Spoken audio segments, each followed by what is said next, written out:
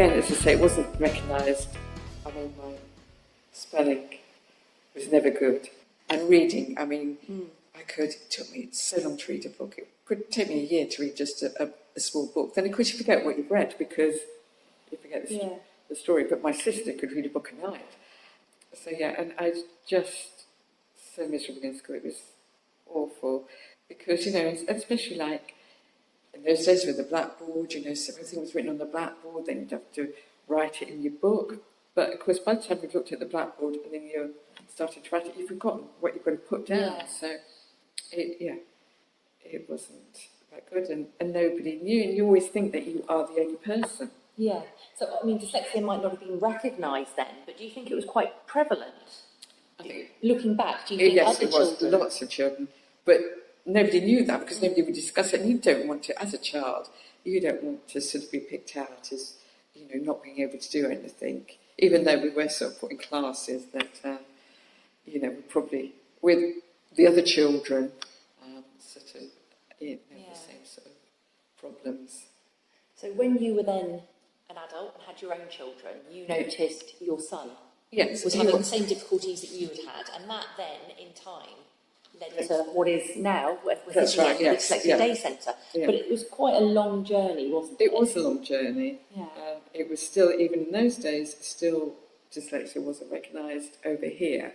Mm-hmm. So, you know, we had to really work hard to get that to be recognised, to get children assessed, which we had to bring somebody over from England to do on a weekly basis to assess these children. So, yeah, it was really difficult.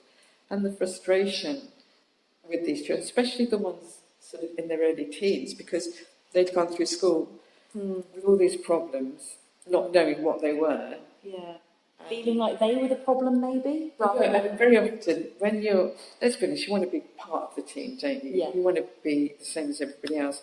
So, for some of them, it turned out that they didn't want people to know that they couldn't do all the schoolwork. So they started messing around. They were kind of like the school clown to sort of get the attention of the other children, and they could make them laugh and that. And so, yeah, they just had really switched off at that stage. So when we first started, when we first opened the centre, we had quite a few of these older children, sort of early teens, coming as well. So that was quite difficult for them. I'm guessing it's better if children are helped from a younger age, so if the dyslexia is recognised, the younger the better? Yeah, as far as assessing, it's not so easy to assess them when they're very young, because, you know, children do develop differently, and some children will write their letters backwards, but that can correct itself. Yeah. But by the age of about 7, if it hasn't, you start thinking, maybe something's not quite right. So that's when, you know, people should really be looking at it. But I think you should be aware from an early age. But I think most parents would probably realise that their child is not possibly doing something else like their other children might be doing, or their friends' children are doing. I think you can get that feeling that something's maybe not quite right. When the Dyslexia Day Centre first launched, then, was it 86? 86. 1986. You didn't work with education initially. It was after school lessons. Yes. But when education and yourselves linked up, how busy were you? How many children did need? Well, we only had 2 teachers at that time, so of course we were limited to how many children we could teach. Those children also had a full assessment in those days as well, which again took time to do. Yeah. That doesn't happen now, they just have screening. But so we worked with the children in school with just the 2 teachers. Then after school, they started coming to the centre as well. Okay. And then, of course, our staff from 2 then went up to 4. So we started building up the staff that we had then. And we've actually got, there's 10 of us now that work at the centre, and 8 of them are in the state schools teaching. And are they all busy, all of the 8 staff that are teaching? Is there demand for all of their services? Absolutely, yes. They are busy. I mean, we know there probably are other children that we could be working with, but we were only allowed to work with 100 children. Okay. Actually, this academic year we have worked with 108, but we've actually paid for those extra 8. So the 100 children, that was covered by the state's grant. That's right. Which, as we know, is coming to an end. Yes. But what is the grant paid for then? So it's paid for 100 children for the screening, the support, and it's in school and out of school? It's all in school. Okay. And that's what it covers. It also covers working or talking to the teachers and making sure that everybody knows what we're doing and making sure that that child, actually what they do in our lesson also gets transferred into their own lesson. Obviously speaking to the parents, parents' evenings, things we also put on, especially for the new children we pick up each academic year, we put on a course or evening so that teachers can come, parents can come to the centre, see what we're doing, so that they know what we're doing with their child, and so that they can help them in that way. So under the terms of the grant, with your 8 teachers, how much time does each child get? Does it vary from child to child? It varies because of the school day. I mean, basically it's around 2 hours a day, 2 hours a week, so that's 2 sessions a week. Yeah. But because of the school day and of course breaks, playtime, whatever, sometimes they're not quite a full hour. And what's it like for yourself and for the teachers? I guess when you first see a child, they first come for the screening, and then seeing them develop over those couple of hours a week, over the course of however many years that you see them for. It's wonderful.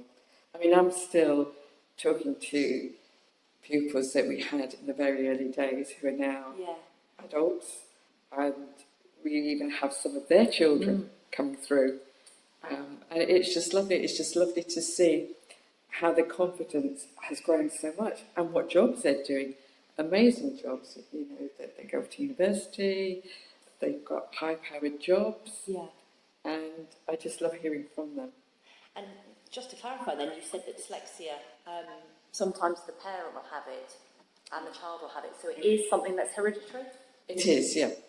It is hereditary. Is it easier to notice if you yourself are dyslexic, to see if your child is having the same issues? Yes, because you can sort of see the problems that, I have.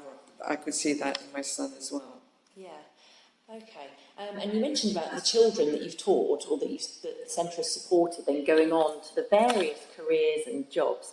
And actually there are some people in some very high-powered, very high-pressured, very intellectual job roles, aren't there? There are. That are dyslexia, not just in Guernsey, but throughout the world. Yes, it is amazing. So it's no barrier, is it? It isn't a barrier. I mean, in the early days, before we started up, people were very, you just wouldn't mention it at all, because I think we felt stupid, really, I think, and it was awful. They're embarrassed, and I'm sure there is probably still lots of adults here that won't say to anybody that they do struggle to read or they do struggle to write. I mean, it's slightly easier nowadays with laptops and things and spell checks. Yeah. But you've still got to have a rough idea how to spell the word, otherwise you're not going to get it. And so we'd like to work with more adults you just need to build up their confidence. Because once you've built your confidence up, then you will try other things. But if you've got no confidence, you're not going to want to try and do anything. So in terms of future plans, so the state's grant will cease at the end of this academic year. It was transition through till the end of with the children that are here at the moment. Yeah, because you don't want to stop their progress, do you? No, we don't. No. Yes. So we will continue till Christmas with the children that we are working with, but obviously we won't be picking up any new children. But it's not going to be the end of the Dyslexia Day Centre, is it? Which I think some people have been very worried about. Yes. So have you made any future plans, or do you know what the future might look like? Well, we will continue working at the centre. We will continue doing the after-school sessions for children. We would be doing workshops, assessments, screenings. We're looking to do more with employees and employers and in any businesses. We're also looking to work with adults as well. I mean, is there likely to be a problem with adults who are out there working in the working world who weren't recognised as being dyslexic when they themselves were at school? And very often, I mean, they're highly intelligent people, but they might be doing a job that it's just quite a mundane sort of job, and that they could do a lot more, but they won't put themselves forward because they feel that, it's going to hold them back, that they're spending and what have you. So, but nowadays, I think employers are more aware of that. Yes. So they are asking for our opinions on what can we do to make, our staff's life a lot easier. And we've got the anti-discrimination laws coming into force, haven't we? So, I mean, employers, equality, diversity, inclusion, they're all buzzwords, but actually dyslexia comes into that, because if you feel that people can benefit from the services through the Dyslexia Day Centre, this is the time, isn't it, for the businesses to come forward? It is, yeah. And, if you're dyslexic, you've got some great ideas, thinking outside the box. I mean, and we know by all the people that we know who are dyslexic, as you said before, throughout the world. Just look how well they've done.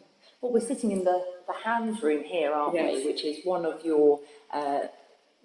rooms in the facility here at St Andrews, the former St Andrews School. Are we allowed then to mention Guy Hans? He's one of the supporters of the Dyslexia Day Centre. And he's spoken once, I believe, about his own experiences. Yes, he has. Yeah, I mean, he's a real success story. It is. That's wonderful for children to know, or children, adults, anybody to know, and just to see what you can do, really. Yeah. So in the hands room here, this is your meeting room? It's our meeting room where we will have we'll do workshops and things in here as well. Yeah. So, I mean, I can see actually on the walls there are some drawings and some writing that obviously some of the young students have done. That is actually, we had a competition to design a mascot. Right. And I'll show you the mascot. The winning one is that one. Yes. Yeah. So this is what they sort of came up with. But for any adults that might need support or want to explore support, although you're coming into what was a primary school, it's actually, you don't feel like you're walking into a children's space anymore. No. It can easily cater for adults as well as children, can't it? Yes, for any age that we work with. I mean, the after-school sessions, we do work with students that are doing their A-levels. So we work with any age group. We do a lot of assessments on students that are going to university, because if they've got an assessment report, it makes a huge difference for them at university. And universities are very hot on this. They want to know so that they can give as much help as possible, which is great. Yeah.